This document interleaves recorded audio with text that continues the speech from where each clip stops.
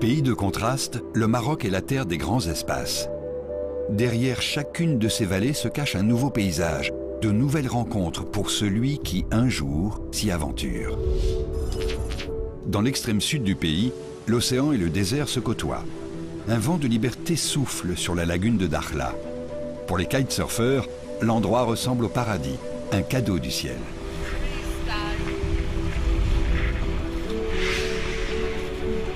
Du désert aride aux monts enneigés du Haut-Atlas, il n'y a qu'un pas à faire, mais un pas plutôt sportif, car ici les montagnes dépassent 4000 mètres d'altitude.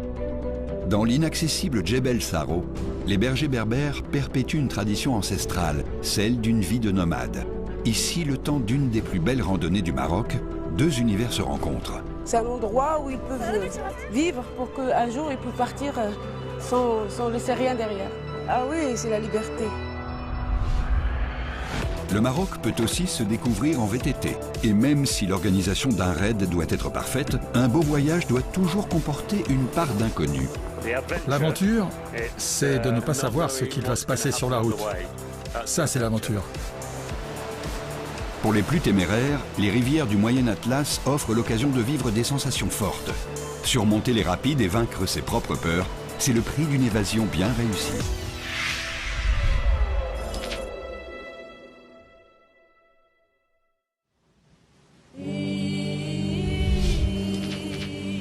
Le Maroc fait partie des pays du Maghreb. Il est situé au nord-ouest du continent africain, là où le soleil disparaît à l'horizon. En arabe, Maghrib signifie le couchant.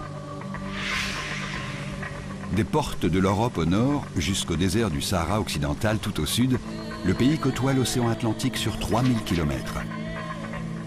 Dans les terres, trois grands massifs montagneux recouvrent les 2/3 du pays. Le moyen et l'anti-Atlas sont de basse altitude. Tandis que dans le haut Atlas, surnommé le toit du Maroc, 6 sommets culminent à plus de 4000 mètres. Le mont Toubkal en est le point culminant. Au bout de la vallée d'Imlil se trouve un dernier village accessible par la route. C'est ici qu'Houssen a découvert sa vocation, celle d'un guide de haute montagne. J'ai grandi dans ce village, à partir de 6 ans. J'ai fait mon école à Imlil, donc je fais les descentes. Donc je descends le matin, je remonte le midi, je descends l'après-midi, je remonte le soir. À peu près, disons, une dizaine de kilomètres par jour. Donc là, j'étais prêt, quoi. Dès le premier jour pour courir et marcher dans les montagnes. Voilà. Enfant du village, Houssen est resté attaché à cette vallée. Ici, au pied du Toubkal, le virus de la montagne se transmet de génération en génération. Dans le haut Atlas, la montagne est une affaire de tradition. Ça va. Donc là, c'est des muletiers. Mon papa, il fait ce métier avant. Il a un petit badge marqué muletier, porteur. Donc ça m'a fait beaucoup pousser pour faire ce métier de guide. La première fois, en tout cas, j'avais 13 ans. Et puis à l'âge de 14 ans, j'ai commencé à accompagner les gens. Je me rappelle, donc c'était au mois de novembre. Il y avait une tempête le soir et le lendemain, ça gèle. Et ça me rappelle que une fois arrivé au sommet, donc pour boire un coup une gorgée d'eau, l'eau était gelée dans les gourdes. Et j'étais mal équipé, si tu veux, et j'avais froid. Mais depuis, c'est bon, j'ai bien organisé.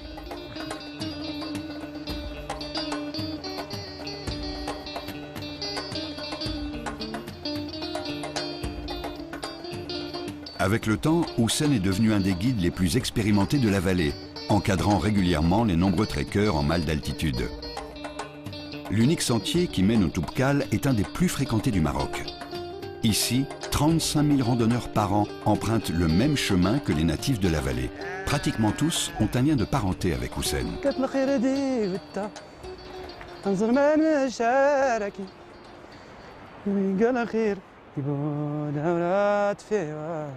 Dans une famille, tu peux trouver un guide, un cuisinier, un porteur, un muletier.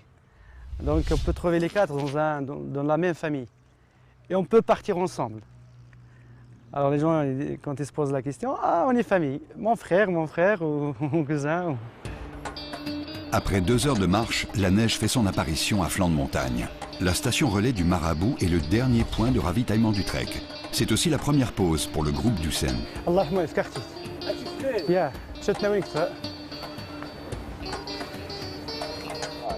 On y va dans 2 minutes, car on a encore 3 heures de marche, ok? Ok. Donc là, c'est mon groupe. C'est un groupe anglais. Et c'est la première fois qu'il vient au Maroc. Donc ils vont faire l'ascension demain. Donc voilà. On voulait juste faire une randonnée. On avait vu des images sur Internet des montagnes marocaines. On ne savait pas qu'il y avait de la neige ici. Je suis surpris. Ils n'ont pas bien regardé les photos en fait.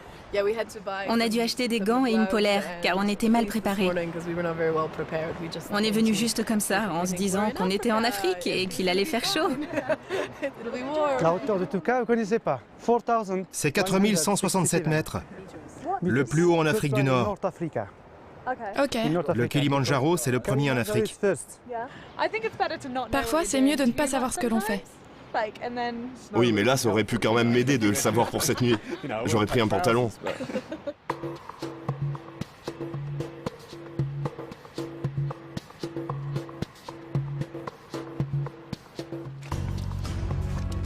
Sous un soleil printanier, la fonte des neiges a bien commencé. Mais plus en altitude, la montagne garde encore son épaisse tenue d'hiver. La montagne, c'est les vraies chaussures. Et surtout la neige. Là, souvent, les gens viennent, ils sont mal équipés à cause qu'ils pensent que le Maroc, c'est un désert, c'est plat. Ils oublient que c'est le haut Atlas. Et puis, on dit nous on dit, le Maroc, c'est un pays où il fait froid, où il fait chaud. Je donnerai un exemple, la semaine dernière, et là, il doit faire moins 15 ici.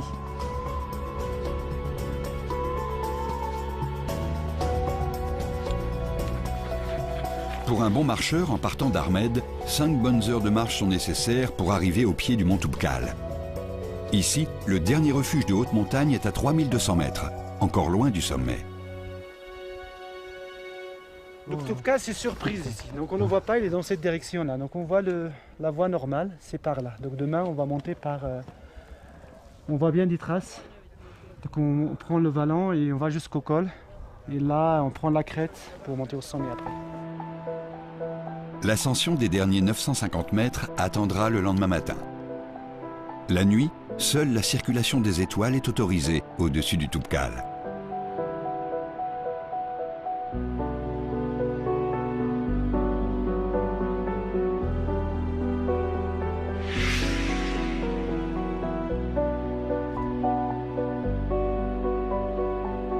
Aux premières lueurs du jour, les alpinistes les plus matinaux peuvent enfin reprendre leur marche en avant.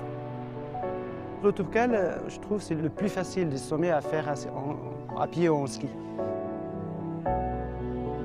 Et à l'altitude, dès que tu montes, il y a moins d'oxygène, c'est là où tu sens la fatigue plus. C'est normal.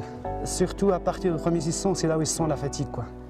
Et souvent, mais rare, heureusement, c'est rare, il y en a qui font des demi-tours. C'est normal, dès qu'ils sentent qu'ils ne vont pas bien. La seule solution, c'est de faire demi-tour, de ne pas avoir un problème en haut. Quoi.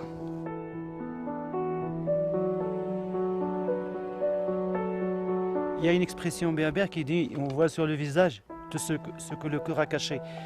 Donc si je vois qu'il ne peut pas faire, franchement, je lui dis écoute, là tu ne peux pas faire. Si je vois qu'il est fatigué, qu'il peut faire, là on prend un autre rythme, donc il va très doucement. Et souvent il arrive jusqu'en haut sans problème. Voilà. Mission accomplie pour Houssen. Au bout de l'effort, les Anglais ont vaincu le plus haut sommet du Maroc. 3 heures ont été nécessaires pour effectuer l'aller et le retour au refuge.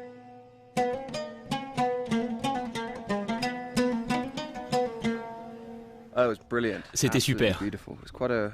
C'était dur, c'était une petite ascension, mais on l'a fait. Sur le chemin, je me demandais mais pourquoi je fais ça? Et après, tu arrives et tu te dis que ça valait le coup.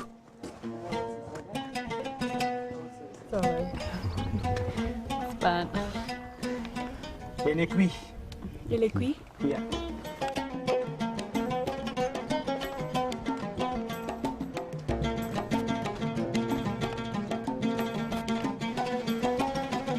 Retour au village d'Ahmed pour Houssen. Sa place est ici, au pied de ces montagnes, de son Toubkal. cette montagne qu'il partage au quotidien avec les randonneurs venus d'ailleurs. Pour lui, l'enfant du village, chaque sentier de randonnée évoque un souvenir lointain, celui du chemin des écoliers.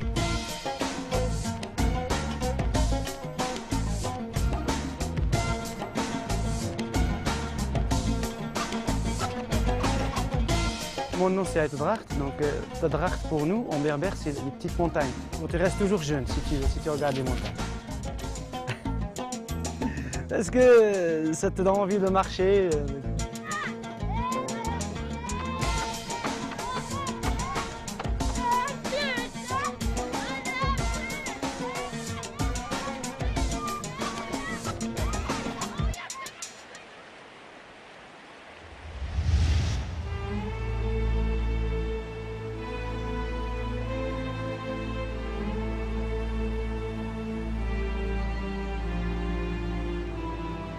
Au petit matin, à l'heure où la brume se dissipe, le calme est relatif sur le site de la majestueuse cathédrale.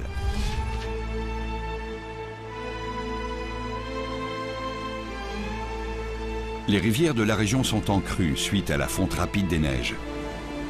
L'oued à Ansal est particulièrement bruyant et menaçant, mais pas assez pour décourager les amateurs de sensations fortes.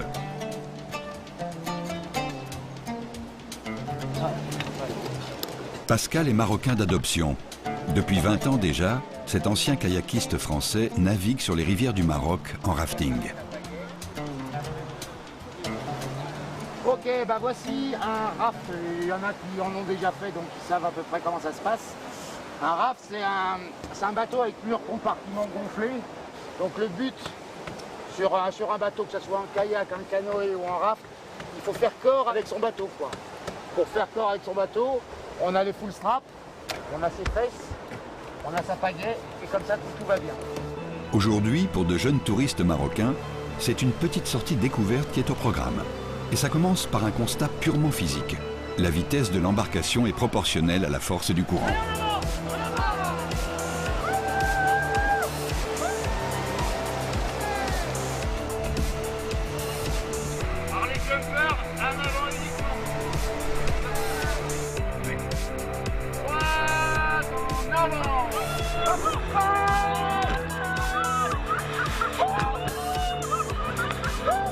Logiquement, la rivière, c'est un sport un peu de feignant quand on sait en faire, parce qu'on utilise juste les mouvements d'eau pour se déplacer. On donne l'impulsion quand il faut.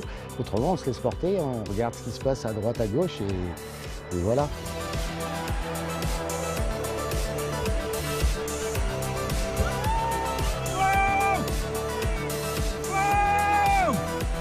Il y a beaucoup de mouvements d'eau qui se créent sur une rivière, il y a beaucoup d'éléments, il y a des rochers, il y a des branches, il y a des arbres, il y a des ruptures de pente, donc ça peut créer des grosses vagues. Et donc là, il faut tout anticiper à l'avance pour que ton bateau ne se retourne pas, quoi. La rivière a creusé ici, au fil des années, son passage naturel, ne rendant certains endroits accessibles qu'au fil de l'eau. Mais au bout de la vallée, au village de Tigoulit, l'ancien pont est endommagé. Un nouveau pont est en construction.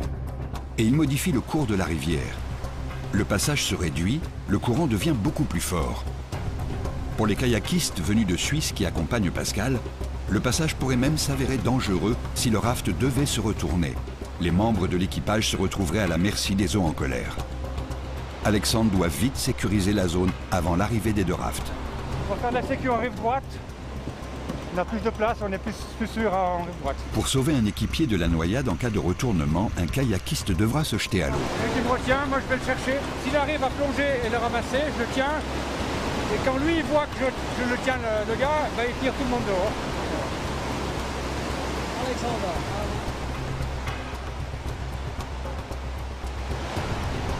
En avant. Oh, oh, oh, oh, oh, stop. Attention! Bravo! À droite!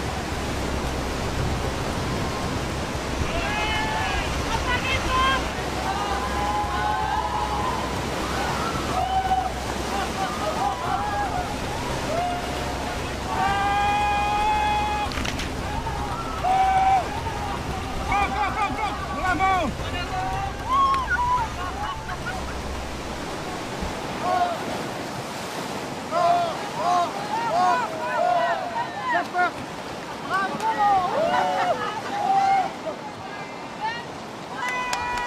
qu'à un niveau d'eau comme ça, il faut rester humble. Hein. T'as beau être bon ou pas bon, c'est pas la question. Tu te fais vite remettre en place. Hein. Voilà, c'est ça. Si t'es un peu prétentieux. Ça marche pas, quoi. Et j'ai passé l'âge de faire le zouave. Lui aussi, apparemment. Ouais, c'est pour ça qu'on s'entend bien. Ouais, non, on aimerait profiter encore de la vie. Voilà, c'est ça, ouais. Attention, les filles. Oh, photo. Balek.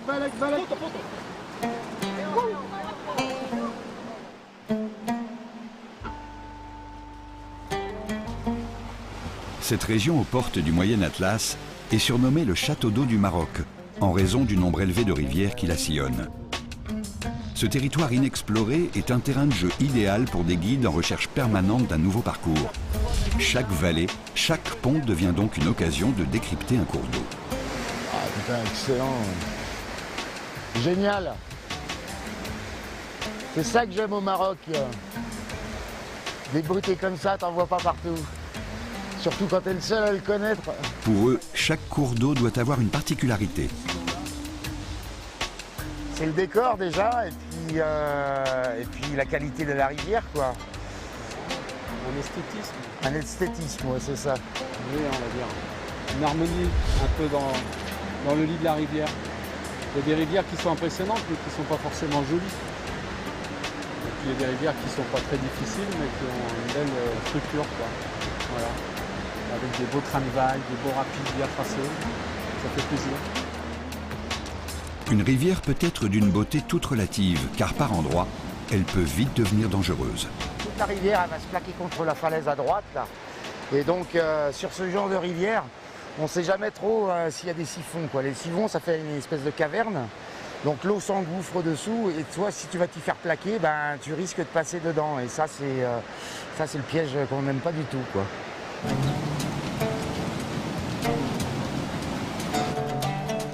Aujourd'hui, les conditions de sécurité ne sont pas réunies sur le site de la cathédrale. Il est temps de lever le camp.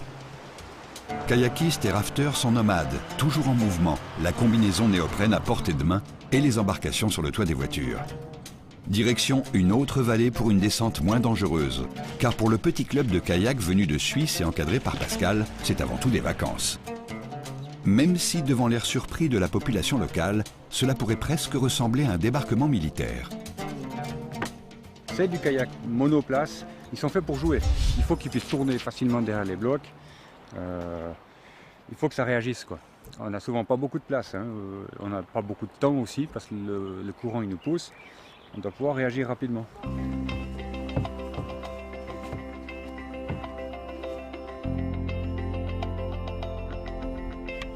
Kayakistes et rafteurs s'entendent sur un point. Chaque rivière est une invitation à la découverte. Un tapis roulant naturel qui transporte le voyageur au fil de l'eau. Un voyage qui comporte deux promesses essentielles. La première, le cours d'eau garantit un point de vue inhabituel sur un paysage. La deuxième, il y a toujours une part d'inconnu pendant la descente. C'était apaisant au début, ça s'est vite transformé en peur, hein, je dirais.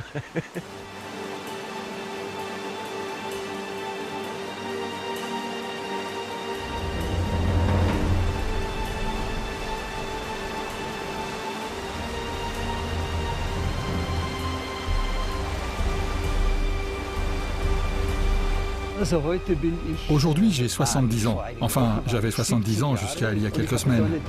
J'ai commencé à pratiquer le kayak il y a environ 45 ans. Il y a des moments où je me suis vraiment agrippé au bateau. Je ne maîtrisais plus rien. J'ai vraiment cru qu'on allait chavirer et finir à la nage.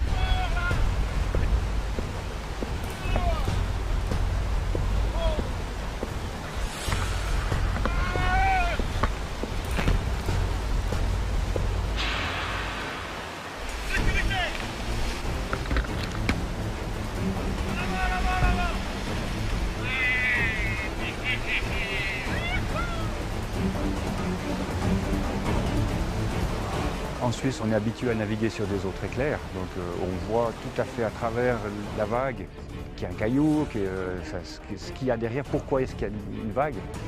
Et là, dans cette couleur d'eau, on n'arrive pas à deviner pourquoi. Est-ce que c'est juste une vague ou est-ce qu'il y a un gros bloc? Est-ce qu'on va s'échouer?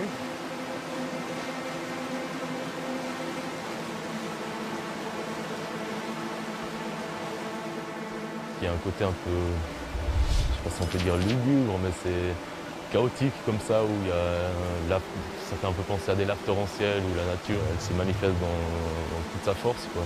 Elle charrie des matériaux. C'est une autre ambiance quoi, que de l'eau limpide, transparente.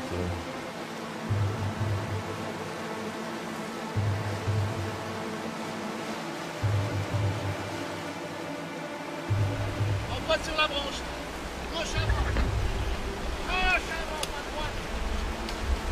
Allez, tu restes un petit saut, attention. Vite. En avant les blocs.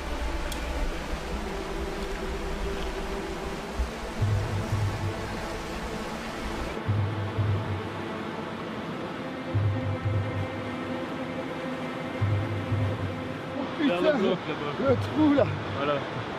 Ça fait pas très envie. Si tu nages là-dedans, tu dois bien laver, brasser, et tu sais pas si tu ressors quoi. Il y a des moments où il faut ravaler sa fierté. C'est la loterie, c'est la loterie. Là ça part des deux côtés. Ouais. Moi je le ferais, même en raft, je sais pas si j'ose aller à mec. Non mais ça me fait rire parce que... Ouais, on va faire que des rivières tranquilles, première navigue de l'année, pas de soucis les gars, on y va. C'est pas fini. Hein. Non, c'est pas fini là. En crue, l'Oued Abid se déchaîne dans ce passage étroit. Tous les dangers potentiels d'un rapide sont réunis ici, sur quelques centaines de mètres. Et c'est un berger local qui régule la circulation sur ces terres. C'est un endroit dangereux ici, les touristes viennent du village à côté et arrivent ici. Combien de fois j'étais en train de surveiller mon troupeau et quand je passe ici, je les trouve. Et je leur dis de pas passer par là, mais dès que je me retourne, ils partent et je vois les bateaux renversés après. En tout cas, dès que je vois une personne suivre ce chemin risqué, je me dois de lui signaler. Parce que ce lieu est dangereux. Mais après, c'est à lui de voir. Merci beaucoup. Non, c'est la galère à la maison, hein, avec les enfants. Comment ils vont faire? Ils sont oui. Bon allez, on part. Moi je trouve aussi. Ah ouais, moi je trouve. C'est tout le monde. Hein. Moi oui. Cette fois-ci, l'obstacle peut être contourné, mais à pied, par le sentier qu'empruntent habituellement les bergers. C'est aussi une des façons de pratiquer le rafting. C'est inconnu, mais c'est ça aussi qui fait l'attrait, quoi. Parce qu'une fois qu'on est parti dans un gros rapide comme hier, bah là, t'as pas le droit à l'erreur. Et justement, c'est là que ça te plaît, parce que si tu fais une belle navigue, t'es content de toi, quoi. C'est jouer avec la rivière, quoi.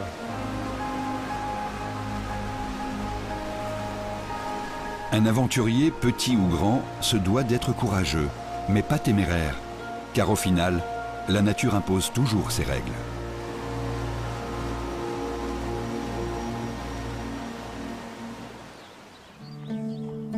Dernier massif montagneux avant l'immensité désertique du Sahara, le Djebel Saro semble être hors du temps. Ici, des millions d'années d'érosion ont façonné le paysage. Dans cette région de l'anti-Atlas, très peu fréquentée, pas de route, mais des sentiers empruntés par les transporteurs locaux. Au refuge d'Igli, à l'aube, les muletiers se préparent pour une très longue journée de marche. Au Maroc, c'est une coutume. Ils accompagnent régulièrement les randonneurs pendant leur trek. C'est bon? Tout le monde est bon? Combien? Toute la journée, moi je vous le dis. Hein. On n'a pas que ça. On va marcher là. Allez, vite. Allez, on prend son tour de kilo. À la tête d'un petit groupe d'Européens, un guide pas comme les autres. Dans ce pays de tradition, les randonnées sont majoritairement encadrées par des hommes. Mais Afida est une exception. Au fil du temps, elle a su s'imposer pour vivre sa passion. Hey, je suis assortie à la nature, je suis habillée en vert.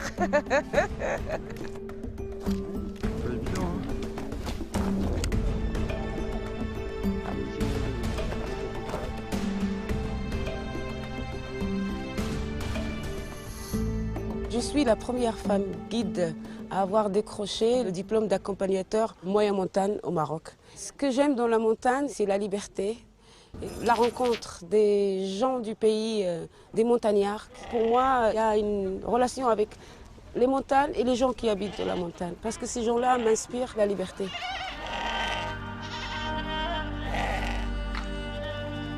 Le Djebel Saro est le territoire des bergers nomades, les Aït Ata. Avec leur bétail en famille 2 fois par an, ils migrent entre montagnes et déserts à la recherche des pâturages. Depuis des millénaires, ils perpétuent cette tradition dans un environnement idyllique pour un randonneur, mais hostile pour celui qui doit y vivre au quotidien. Afida, fière de ses origines nomades, est devenue une femme moderne. Au hasard de la randonnée, de temps en temps, ce sont 2 univers bien différents qui se rencontrent. La vérité, oui, je suis en décalage avec les femmes marocaines. Dans la montagne, oui. Pour eux, je ne suis même pas marocaine. Oui, ils me voient un peu comme un extraterrestre, mais ça passe. Et il fallait que je leur explique. Je suis née à Marrakech, et après j'ai voyagé dans le monde entier, et après j'ai choisi de revenir. En fait, c'est ça. Et quand je leur dis choisi de revenir, ben, ils sont contents. Comment tu t'appelles? Comment tu t'appelles? Aïcha.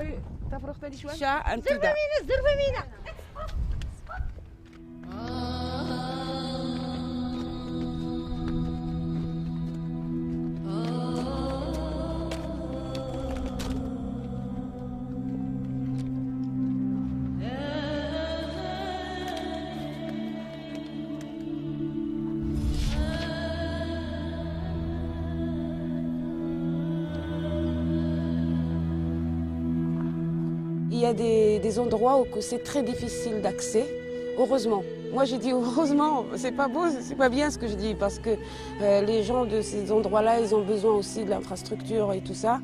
Mais c'est vrai, d'un côté, c'est très égoïste. Quand on n'arrive pas facilement à ces endroits-là, ils gardent leur authenticité, ils gardent leur beauté. Et puis c'est comme nous, on a ce privilège d'aller jusque-là, ben, on a l'impression que c'est à nous. À chaque fois qu'on part, on part à l'aventure.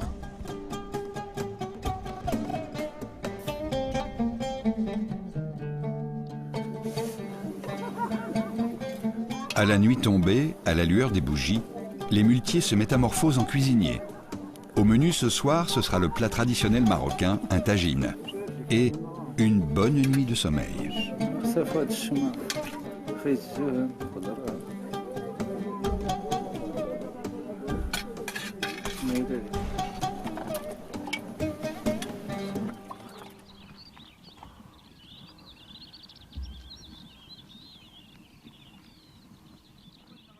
Cela fait maintenant 20 ans qu'Afida est guide au Maroc, au milieu de ses hommes. Ça fait. Pour cette randonnée, elle emploie 5 muletiers, tous natifs de la région.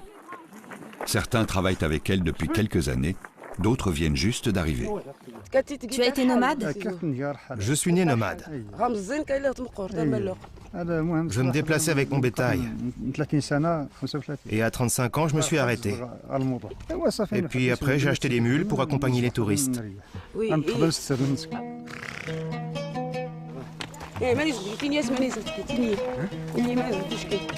au début, ça n'a pas été facile, mais je les ai pris du côté, écoutez, je suis une femme, mais je suis comme vous. Je vous respecte et vous me respectez au retour. Au départ, ils étaient un peu surpris et après, ils l'ont bien pris. Là, ils me respectent. Hein? Je n'ai jamais dit que je suis patronne, ni je suis la guide un peu qui connaît tout et qui les fait travailler. On est une équipe. Oui, Hafida, il est bien. Oui, je suis bien. Oui. Ouais, je l'aime bien, oui, c'est mon petit frère. Ah, yeah. Ouais, voilà.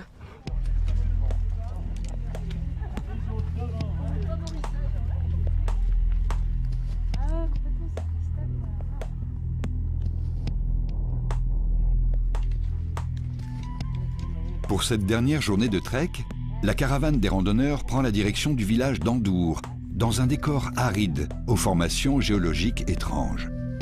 Ici, en été, la température peut atteindre les 50 degrés. Je crois là, il doit neiger sur le Mgoune. C'est pour ça qu'on a ce vent frais. Bon, il est frais, c'est bien, il y a le soleil déjà. Ah. Mais tu sais, la montée là, je l'ai fait quand il a fait chaud. Oh mon Dieu, c'est dur. Ah, la nature nous éduque. Voilà. Mais marcher, c'est de la bonne santé, je peux vous le dire. Vous vous rendez pas compte, mais quand on marche... Oui. Ah, mais c'est vrai, hein. Donc vous faites bien. Tu t'écoutes, hein. Oui.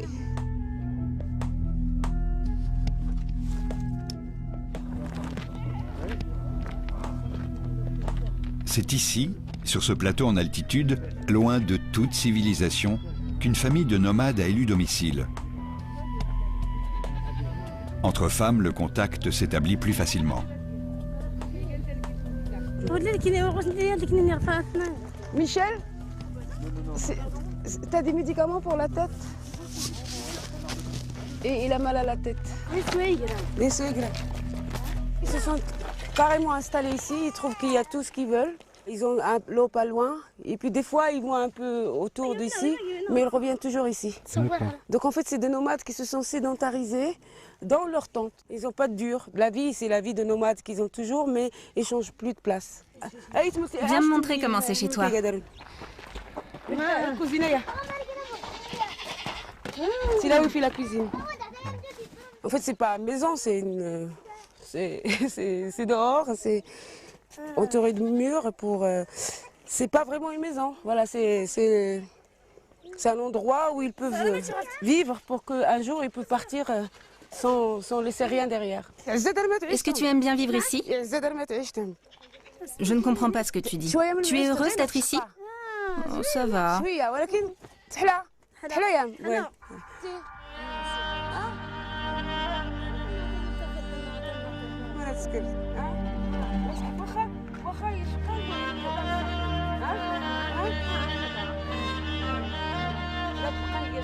Tu veux que je te montre mes chèvres? Oui. Elles sont là. C'est toi qui les gardes? Oui. Oui. Le film. Ce qui m'a fait mal au cœur, surtout les petites filles qui n'ont pas accès à l'école. Mais j'espère qu'un jour, il y aura une solution pour ces petites filles nomades, juste apprendre à lire et à écrire un petit peu.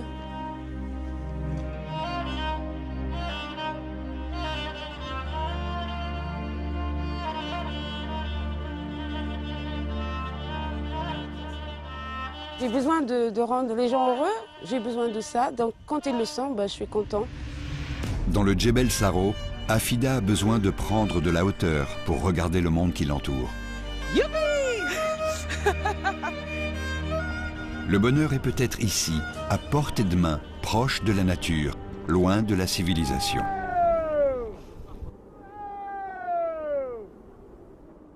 À quelques kilomètres de là, vers le mont Bougafer, un homme de la tribu Aïtata se souvient de son enfance.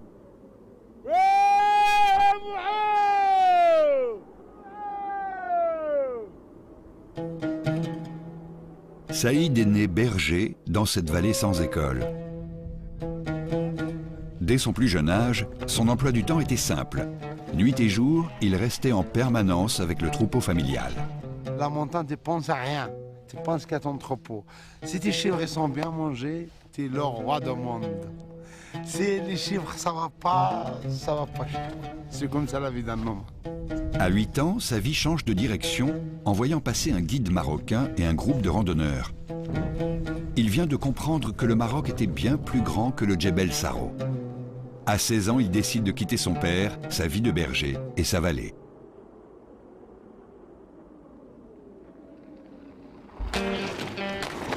Aujourd'hui, quand il revient, il n'est plus seul. Saïd est devenu guide et organisateur de raids VTT. Mohamed, yallah! Avec Mohamed et Abdou, deux jeunes VTTistes, il est en recherche permanente de nouveaux circuits, le tout dans la bonne humeur.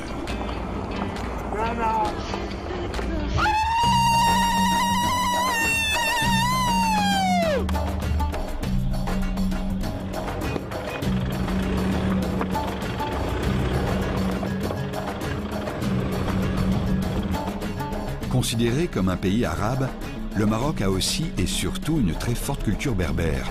Différentes ethnies peuplent le pays et elles ont tout un point commun, leur esprit nomade. Pendant 5 ans de voyage, j'ai appris à bien connaître le Maroc et j'ai appris beaucoup de choses. Parce que nous, les Aïtata, nous sommes des vagabonds. C'est ça que j'aime, errer dans les montagnes, trouver des endroits perdus. En tout cas, chaque endroit a son charme. L'essentiel, c'est qu'il soit beau. Pour moi, l'être humain est un être errant. Aller d'une région à une autre, c'est passer d'une histoire à une autre. Le Maroc est cartographié, parcouru depuis des années par bon nombre de voyageurs. Mais pour Saïd, il reste encore des endroits inexplorés. Une fois la vallée trouvée, il ne reste plus qu'à envoyer 2 éclaireurs en VTT. On va passer par là jusqu'à ce qu'on arrive à côté de la maison. Oui, mais c'est un peu escarpé. Il y a des montées et des descentes, c'est ça qui est magnifique. Vous savez comment elle est, la falaise là-bas? La voilà. Cherche maintenant le village qui se trouve en face de nous. Le voici. Allons jusqu'à là-bas et on sort les vélos. Il y a une source là-bas. C'est juste à côté. On descend vers la source et après on continue vers l'autre côté.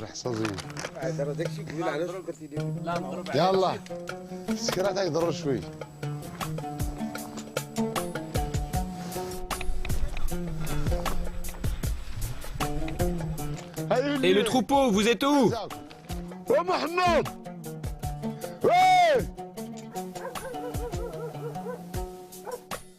Maintenant, ce qui est devenu moderne vraiment sur le vélo, c'est des single trick. C'est-à-dire c'est un sentier qui fait maximum 50 cm, pas plus de la largeur. C'est le chemin des mules et des chèvres et des ânes dans l'Atlas, voilà. 4x4 berbère, on appelle la mule. Et l'âne, c'est le taxi berbère aussi, le petit taxi. Parce que l'âne ne dépasse pas 60 kg à porter. La mule, elle porte 120 kg à 150 kg. Ouais, ça va. Allez. Ouais, continuez, je vous retrouve en bas, à l'entrée du village.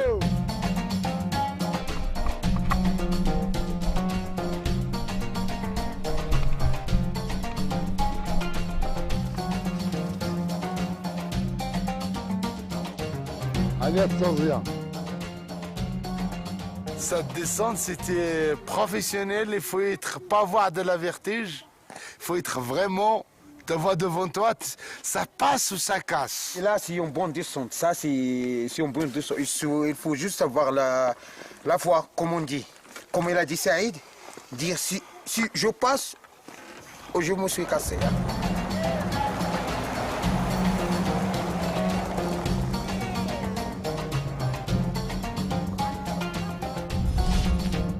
Le repérage fini, l'équipe prend la direction de Marrakech. Un long voyage pour le berger des routes, une phase de récupération pour les éclaireurs.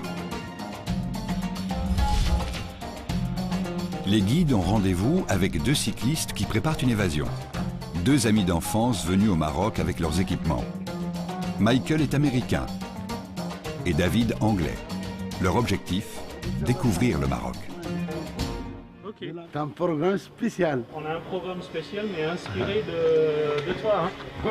C'est ton inspiration. Hein. Donc, tu nous as envoyé les routes. Donc, on a regardé, on a tout enregistré sur GPS.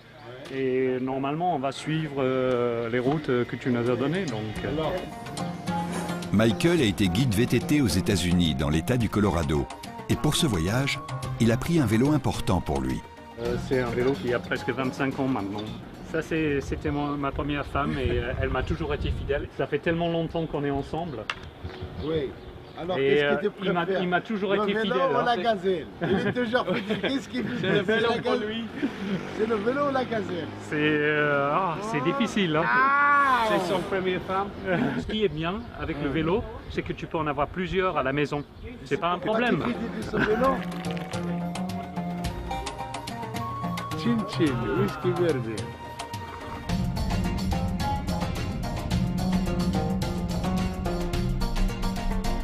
Venus pour une semaine, les 2 sportifs anglophones ont l'intention de parcourir 500 km en totale autonomie. Et c'est dans une des régions préférées de Saïd que leur aventure commence. J'ai le plaisir de découvrir mon pays aux voyageurs, tous les sportifs, tous les jeunes qui font de l'aventure. Pas tourisme de masse.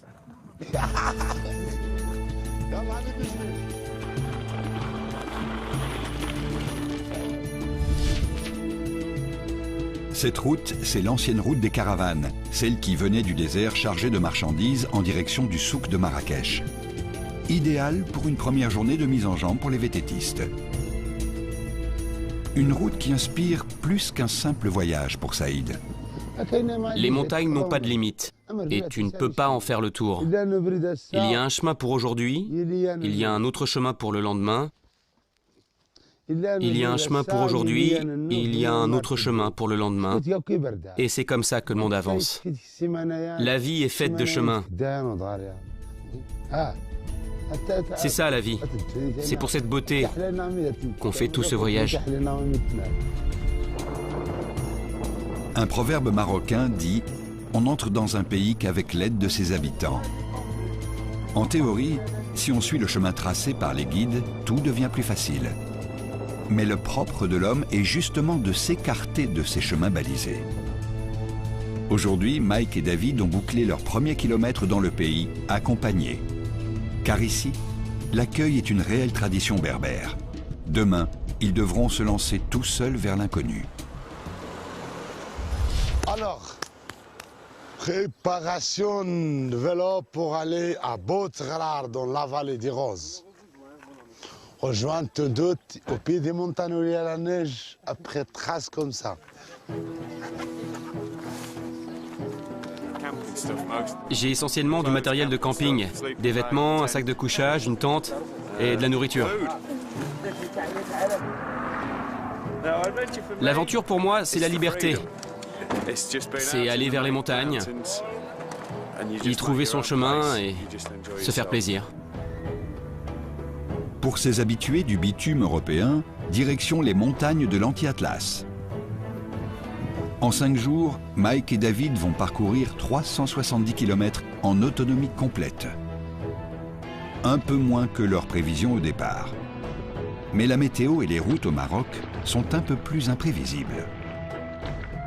Au fil des vallées, grâce au repérage de Saïd, ils ont pu avoir un aperçu condensé de la diversité des paysages marocains.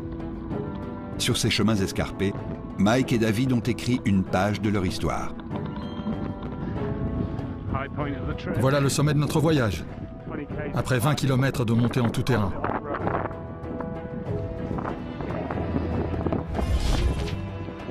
Ça, on l'a mérité.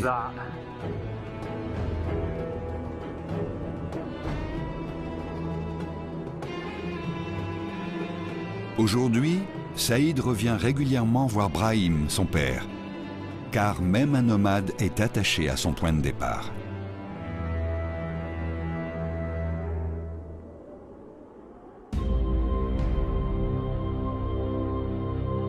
Loin des montagnes du Haut-Atlas, plus de neige, mais du sable à perte de vue.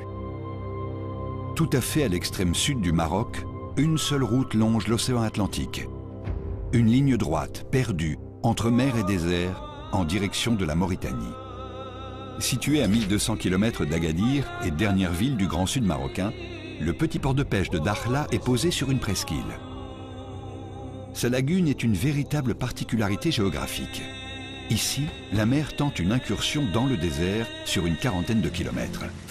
Ce paradis apparemment perdu est devenu depuis une dizaine d'années un des plus beaux spots au monde de kitesurf. Régulièrement, des compétitions internationales y sont organisées, attirant des 4 coins du globe les meilleurs spécialistes de la discipline. Certains d'entre eux ont décidé de ne plus repartir. C'est le cas de Mustapha, un très jeune champion marocain.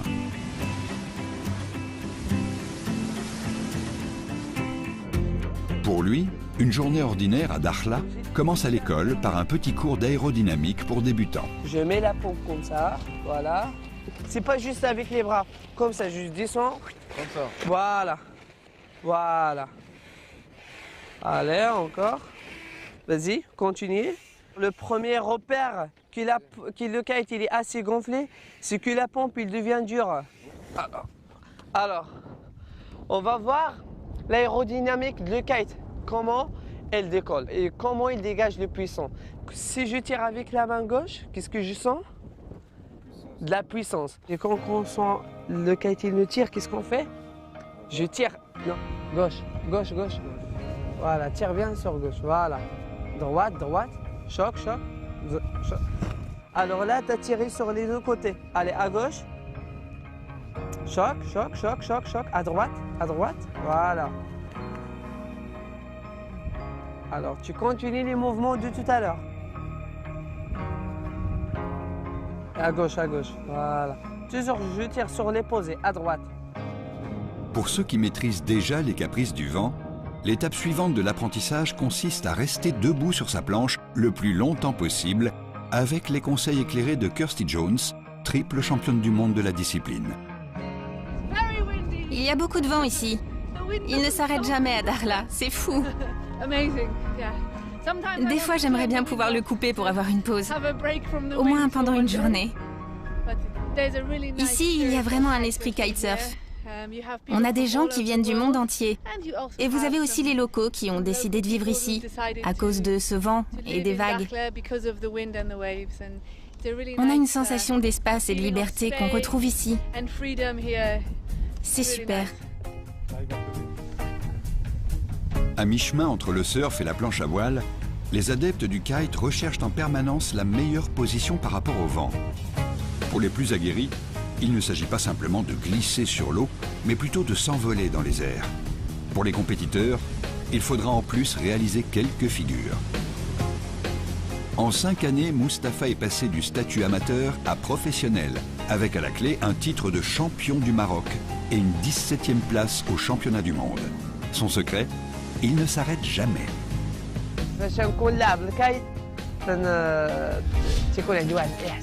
Quand je fais du kite, je ressens une sensation de bien-être. Je prends alors conscience que le sport que je pratique est avant tout une passion.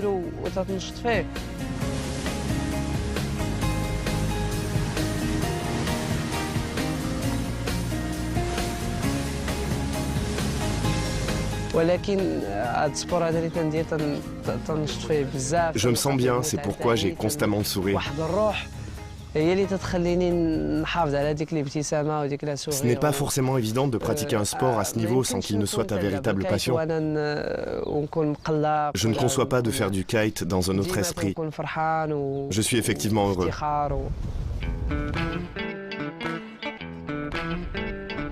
Parce qu'une passion se vit intensément, pour Mustapha et Kirsty, pas de pause déjeuner aujourd'hui. Les prochains championnats du monde approchent et le temps est compté. Ici, tous les moyens sont bons pour se déplacer. Voilà le transport à Dakhla, tracteur. Comme ça passe partout. Ouais, le chauffeur est là, le permis. La spécificité de Dakhla est la dimension de sa lagune. Longue de 40 km, sa largeur peut atteindre par endroits les 6 km. Conséquence de cet environnement, les spots pour pratiquer le kite sont nombreux pour le plus grand bonheur de Mustapha. Tu vois, il n'y a pas d'obstacle. Même s'il n'y a pas de vent, si ça ne marche pas ici, tu t'en cherches des spots ailleurs. Tu le temps de kite. Si le fond de la baie est idéal pour les débutants car l'eau est de faible profondeur et le vent moins soutenu, au sud, les choses sérieuses commencent. Plus de fond et beaucoup plus de vent. Il y a plus de vent que prévu. Oui. On va s'entraîner un peu. Oui. Tu dois t'entraîner sur les mouvements, surtout ceux où tu n'es pas à l'aise.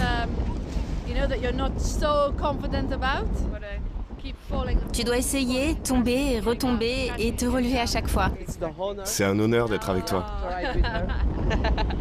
Oui, sur notre belle plage privée. Oui.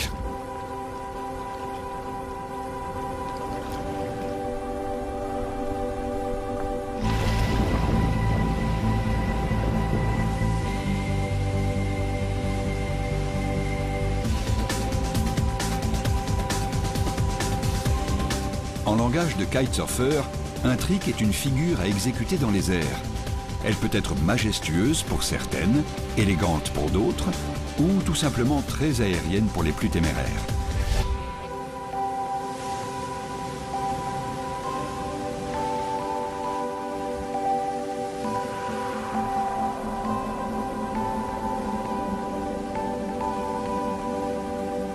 Chaque kitesurfer développe son propre style. Pratiqué par des professionnels, tout paraît simple, avec des mouvements d'une grande fluidité. Mais derrière chaque mouvement, il y a des heures et des heures d'essai, avec pour Mustapha, un moment inoubliable. Un jour, alors que je faisais du kite au crépuscule, tout le monde était parti. Et ma voile est tombée au large. Personne ne s'en est rendu compte. J'ai vraiment eu peur. J'étais jeune. Je n'arrêtais pas de me dire, est-ce que tu vas t'en sortir? Comment est-ce que tu vas t'en sortir? Je me disais que j'allais y rester, que la mer m'emporterait du fait des courants. Je m'en suis sorti, mais très très loin de mon point de départ.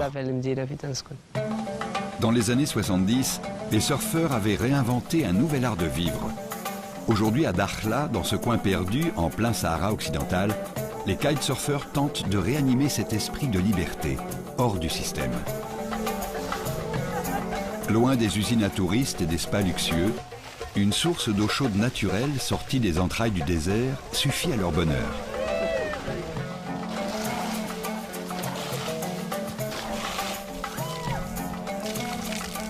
Tout le monde est content. Yeah, it was fine. Amazing, yeah. Yeah.